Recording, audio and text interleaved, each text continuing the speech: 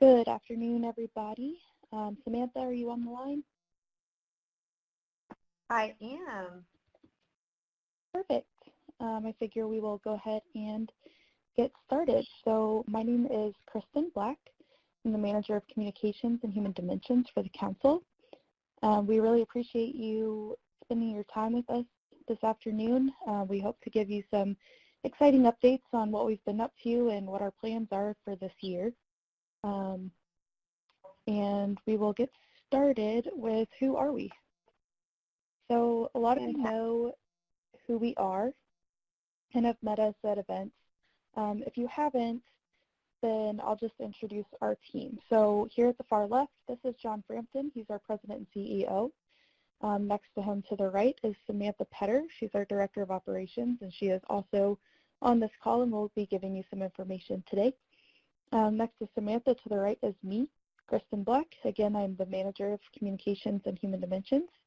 And then to my right is Sawyer Connolly. He is our contracted event manager who is covering everything we need for the National R3 Symposium to be held in May.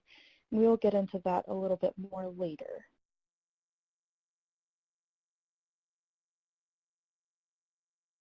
Great, thank you, Kristen. What you probably saw was that we're a small team, but we have accomplished a lot of great things in the last 10 years.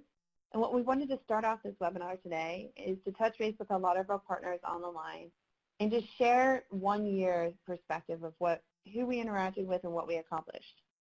We've continued to grow as an organization. Last year alone, we attended more than 65 national conferences, board meetings, and regional meetings.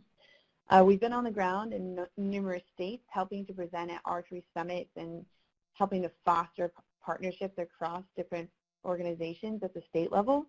We've attended regional meetings as well, trying to build capacity there to increase the ability to address R3 efforts across state lines. And also at the national level, between our AFWA and North American trade shows like the Archer Trade Association and SHOT Show, trying to build partnerships and collaboration across all segments of the conservation community, all focused on R3, which is recruiting, retaining, reactivating participants, and hunting and target shooting.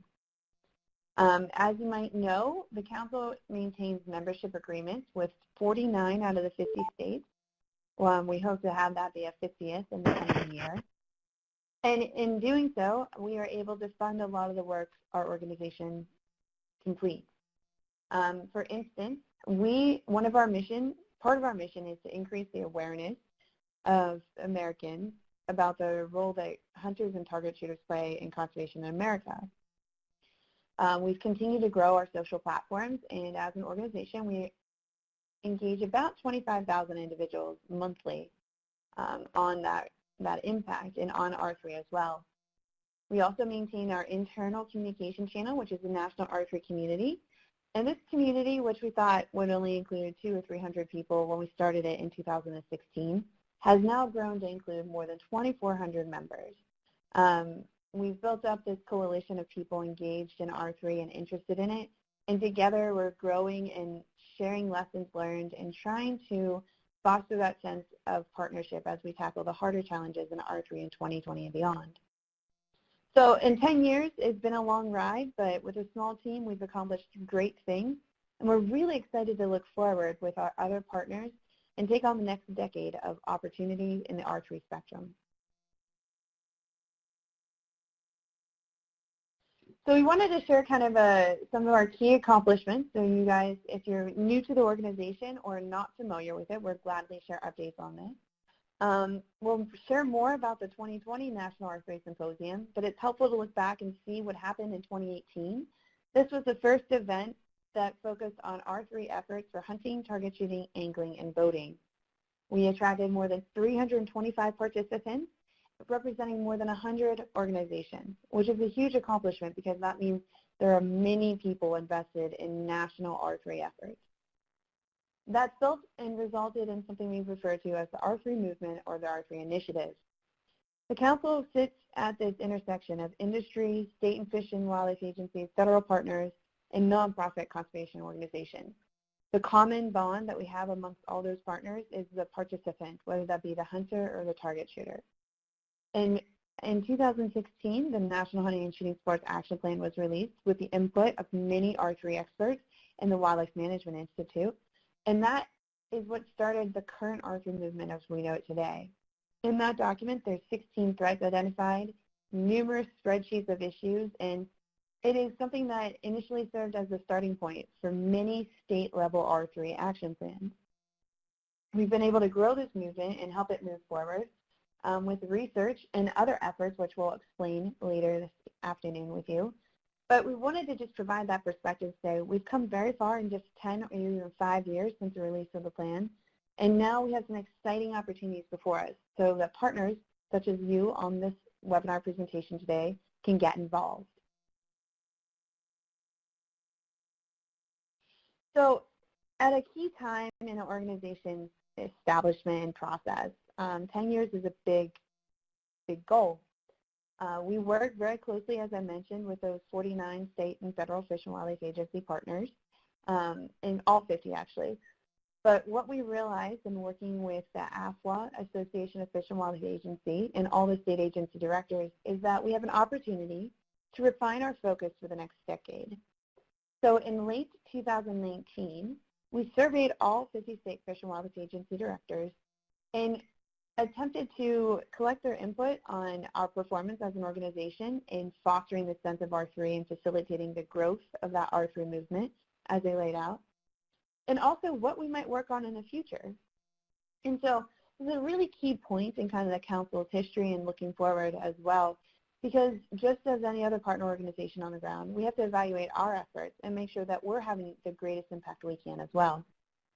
And so our mission as an organization is twofold. I shared the first part earlier. It's to increase participation in hunting and target shooting sports in America. The second part is to increase the awareness of the contributions that hunters and target shooters make to conservation. And what we realized as we did these surveys and had these conversations with our board, as well as our AFWA Executive Committee, those state Fish and Wildlife Agency directors, as I shared, was that the council itself can't sell a hunting license, and we can't conduct a program on the ground to recruit or retain a hunter or a target shooter. But we have to rely on our partners to execute those programs and efforts so that collectively we see that increase in participation as a whole. So what we realized is that we had to come up with new metrics to evaluate our performance and progress. So what you see in front of you is a pyramid, and it's the start of some of those metrics. What we've realized is that we work very hard as an organization with all of our partners to identify the best trends and best practices out there to advance R3. So as the directors shared, their number one priority for our organization is to lead the R3 movement forward and continue to do so. And in doing so, people have to be familiar with our role there so that they trust in our ability to identify the best practices and bring those to the partners at the table. We also have to be a trusted source in recognizing what we're able to deliver. And if all of those things are aligned, then there should be satisfaction with the services that we're delivering on the ground.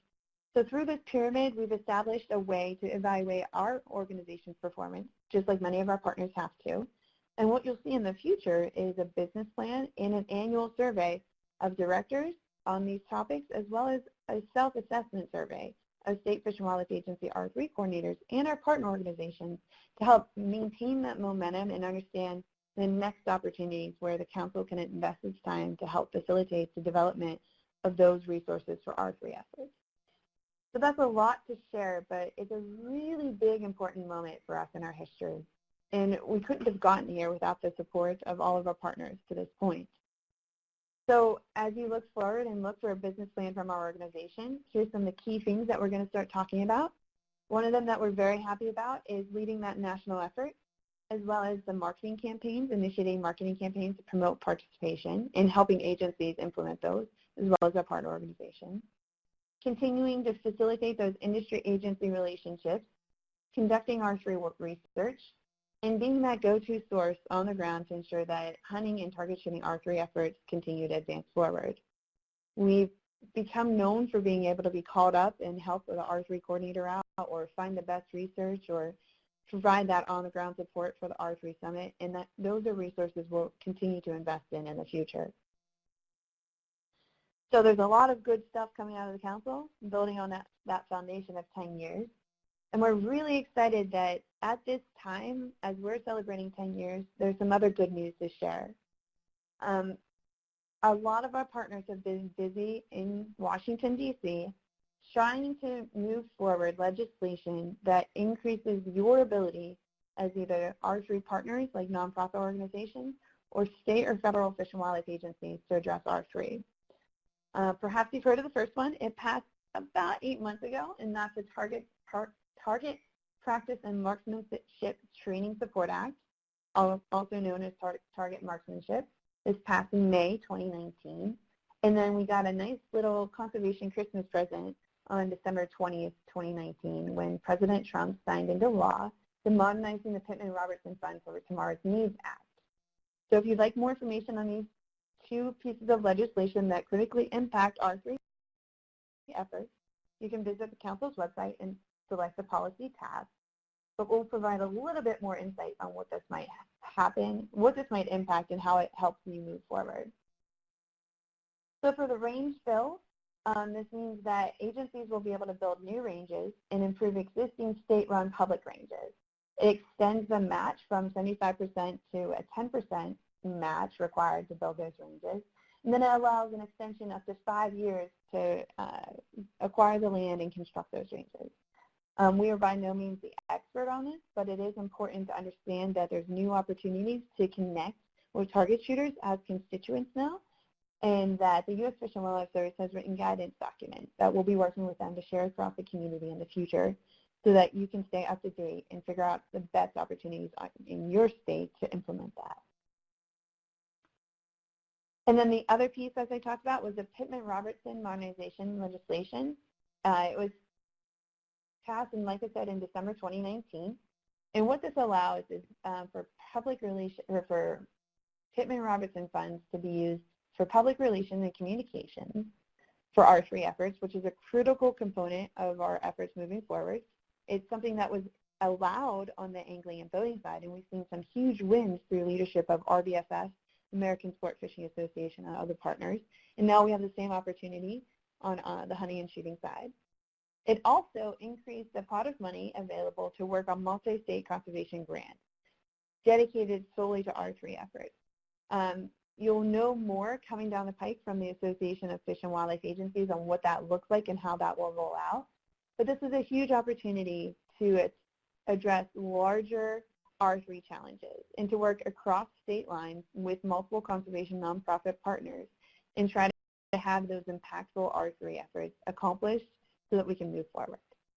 So this is all good news because this means that there's going to be more momentum building and more opportunities for you, whether you're a state fish and wildlife agency, conservation nonprofit, or industry partner, to contribute to the national R3 movement.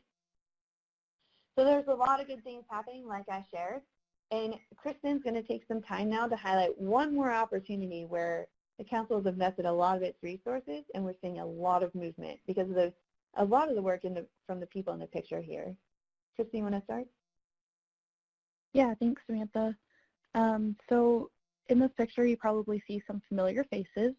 Some of you on this call are probably in this group, and if you're not, you may have heard of this group. This is the National R3 Implementation Work Group that we refer to as the IWG. You can get some more information that I cover on the IWG through this link here at the bottom. It's just our website, National R3 Implementation Work Group. And if you're not familiar with those faces, maybe you're familiar with these names. So these are all the people that are involved in the IWG. I wanted to show you this list to make sure that you understand that it's made up of industry, state and federal agency, NGO personnel, and it covers all regions and all interests. And we did this strategically so that we could make sure that all of the voices are being heard from kind of every corner of the R3 realm. We started off in October 2018 with this group. We had an in-person meeting where everybody identified about 150 needs and actions. And they were all on these sticky notes. If you were there, you're probably having some awful flashbacks right now. But we got those kind of wrangled into these 10 implementation priorities. So we have the clearinghouse, which is basically a repository for information where theoretically program information can be held, as well as research and program updates, things like that. We have the data standards and evaluation group. That's pretty self-explanatory, but we want to get to a point where we're all using standardized evaluation techniques so that we can combine that data and use it at a national level. Then marketing, how to market for new audiences, how to market for current audiences. We have mentoring, which again, self-explanatory. What are the best ways to mentor? Who's being successful at it and what are they doing? The organizational culture group came about because there's some concern that within organizations there needs to be a culture change. And so this group was kind of tasked with figuring out what needs to happen and how to do that. We have our research group who's looking into future projects and what they could possibly do to help us further R3 in the future. Our state and local partnerships, looking at more of our on-the-ground partners and how the states can get involved with them. Our state, regional, and national coordination group, so how can we work as one large entity at all levels to get to the same point in R3. We have targeting new audiences, where we're looking at who needs to be involved in the future and how do we get them there. And then our training group. So what are some trainings that kind of everybody need? How do we do them? Where do we have them? When do we have them? That kind of thing. So we have these 10 groups. We went through a phase system where we looked at what we needed, we looked at what we had, and then we created this large document called an interim report, and you can find that on our website. But all in all, this took about 2,500 hours of work between everybody for the entire year of 2019. And the outcome was this part of the document. So we called these our implementation priorities, and this is just an example from our mentoring group. So we outlined our needs, our related actions, the scale at which these actions needed to occur, and then the associated parties who should be leading those. Next, we sent out a survey, and we basically asked the community, what do our priorities need to be? And within those priorities, what are the sub-priorities that we need to work on now with the resources that we have available? And so this is an example of some of the feedback that we got from that survey, where people could rank the overall. So you can see that tall blue bar right there is data standards and eval. The next most important was marketing. And then within each, which of those tasks might be priorities from that group. Our next steps came in July 2019, where we reconvened the group. We went through all of those priorities and the survey data, and each subgroup got together and formed new groups to do more of a tactical type of plan. So we whittled those 10 groups down into 5 product development subwork groups, which are mentoring, partnerships, data and tech, clearinghouse, and marketing. So within those, we identified tasks that we could do right now with the resources that we have available through all of our partners. We assigned some chairs who are doing a great job of leading those groups. And we are hoping to get those products out, or at least unveil those products for the future at Symposium in May. So I'm sure a bunch of you, if not all of you, have heard of the National R3 Symposium. The second iteration of this is coming up in May. It's May 12th through the 14th. It's going to be at Broken Arrow, Oklahoma, which is close to Tulsa. And you can find more information about it on our website. But if you hang tight, we are going to go through the website right here so you can kind of see what we have available. So when you go to the website, cas.org/National R3 Symposium, you're going to see all these buttons. And so right now, we are going to hop over and do a live demo of what those buttons do. So first, Here's our page. It's on our homepage, Council. The first button we have is About. So what are we actually going to be doing? How much is it going to cost? Who's going to be there?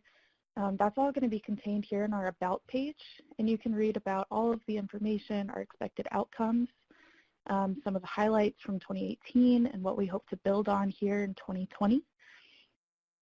Okay, if you go back, and those all should open in new tabs, so it's really easy to go back between the new pages and the original.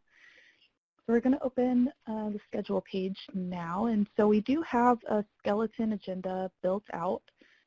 There's not going to be a whole lot of explanation for these right now. Sawyer is working on these, and we will get these more built out as we get closer. So you might have a look through here and see this R3 101 workshop. This is going to be really important for people who are maybe newer to R3, some of your new hires. If they need to catch up on all of the things we're doing in R3 and just the basics, what is R3, what's the ORAM, how do we map programs, that's going to be a really important session that they could attend on Tuesday morning. Tuesday at lunch, we're planning to kick off the event, and then we will go into these sectioned out meetings. That afternoon, we're going to do a Partner R3 snapshot session, and this is really cool because we're looking at the snapshots that we do in the R3 community, which I'm sure a bunch of you, if not all of you, have seen. They highlight a program that has been successful, and so we wanted to bring that to the symposium in a way that would be pretty concise. And so we have this form here. This is the Submit R3 Snapshot form on the main page. And it just asks you basic information, what you're interested in, what you're presenting on, and then to give an overview. And so we're intending these to be 15-minute talks, just an overview of something that's worked, something that hasn't worked, and some lessons that you've learned from that. And this should allow you to connect with some partners or find people to connect with during the event to further your partnerships. So that's going to be really fun, we think, we hope. On Wednesday, we'll have the welcome, and then Wednesday is going to be basically the updates on, well, not really updates, sorry. We're going to do more of like discussion type, more traditional symposium stuff. So we're looking at the next challenges and opportunities. This is a panel, these perspectives from industry partners. And then kind of cool this year, we're doing a participant panel also. So people who have taken up hunting this year and what their experiences have been and what barriers they found and how they found to overcome them. Then we're going to have a second session of those snapshots. And then we'll have our main reception Wednesday. Then going into Thursday, we'll be giving you a chance to connect with our National R3 Implementation Work Group. They're going to present some progress and new opportunities to get partnered with them and find out how you can work with those groups. We're going to break into small group sessions, and again, these will be explained more as we get closer to the event and this gets built out a little more. So this is the schedule or agenda. Registration isn't open yet. It's going to open tomorrow. But once you get to the registration page, this is what it looks like. So it'll say buy your tickets or something here instead of sale starts soon. We have the about here also, and then this is where you'll actually purchase tickets for registration. If you're wondering about the location, we have a nice map. And Stony Creek Hotel is going to be our main location. But we do have some hotels around if this one books up. And Stony Creek, and I think all of them are the same price. So go ahead and book as close as you can, and as soon as you can, so you can make sure you get your preferred hotel. We have travel, which tells you more about the hotel and the nearest airport and how to get there. It's only about a 15-minute drive or Uber ride from the airport to the site, so that's pretty convenient. Submit an R3 snapshot, we already went through. If you're interested in sponsoring or your company is interested in sponsoring, we do have those forms up in sponsor. Also new this year, we have the Reserve a Media Room. So we've noticed at other events that there tends to be a real need for people to go to record podcasts or do interviews or record episodes of any kind of media. So we do have a media room reserved, and if you think that you'll need that for any kind of quiet space, you can go ahead and sign up for a time slot. And again, that's right here on Reserve the Media Room. Lastly, we have a related meetings request form. So if your organization wants to host a related meeting during this event, you can simply fill out this form. Again, it asks you all the basic information. Will it be invitation only? How many people? How long? And then what accommodations you might need. So if you are planning on hosting a meeting, go ahead and do that so that we know kind of where to put you and how many rooms we'll need at one time. And if you're curious as to how this event compares to the last one, we do have our information from the 2018 event here on this page. You can watch some videos, see the results, and go through some of the articles that we posted, just if you're interested. But that is the symposium page, and that's all the navigation you're going to need. So we will flip back over to our presentation. And we will now open up for questions. So if you have any questions, make sure to just type them in the chat. You can always follow up with us afterward. Our emails and contact info are located on our website, or you can contact us through the R3 community. I'm usually pretty quick at answering messages there. So I'll give you a couple minutes to just ask some questions. I see some people typing. Samantha, while we're waiting, do you want to add anything? I was actually just going to send you a note. It's been an awesome opportunity to work for the council for the last 4 years and see a lot of these efforts expand to what they are today. As I look through the registration list, I see a lot of familiar names, and I want to say a special thank you to all of those members who have taken the time to sit and chat with us and help us get to where we are. I'd also like to thank specifically the partners who participated in the National R3 Implementation Work Group. You saw the list of people who have been a part of that. We expect in the summer 2020 that that group will expand once again to take on the next phase of developing solutions to address many of the key R3 challenges which that group initially identified. Please take some time and check out what the IWG is, the Implementation Work Group is, so that we can have some conversations on how we take those challenges and address them in a strategic manner. You'll be able to hear more, as Kristen said, at the R3 Symposium, but stay tuned for other content coming out and check out the report and see if there's any questions you might have.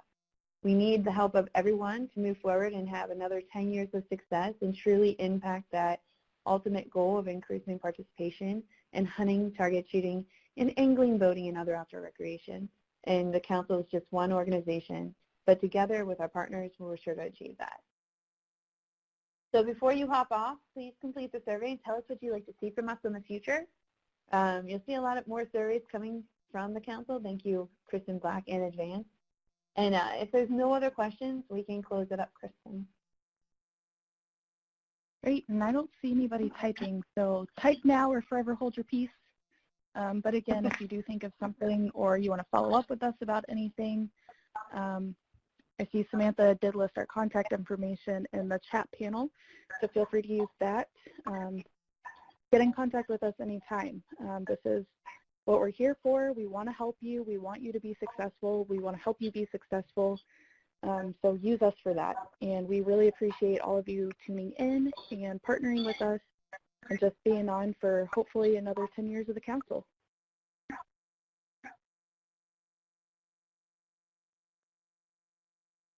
All right. Thank you, everyone. We appreciate you.